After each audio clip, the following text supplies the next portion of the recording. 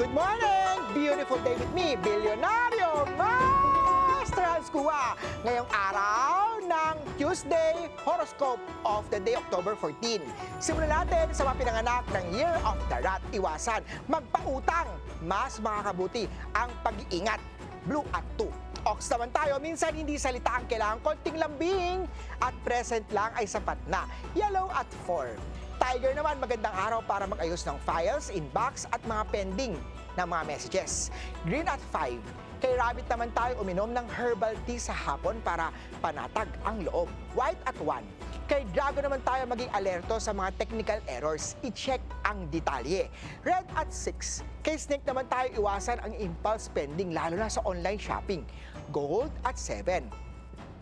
Ito naman, Kay of the Horsey, may opportunity na ibibigay sa'yo dahil sa consistent na effort mo. Green at 3. Kay Ship naman tayo, huwag mong hayaan na ikaw lang ang laging nagbibigay. Love is teamwork. Blue at 8. Kay Monkey naman tayo, minom ng tubig tuwing 1 oras. Hydration equals to focus. Yellow at 9. Kay Rooster naman tayo, masarap magmahal pero huwag ubusin ang sarili. Balance din dapat.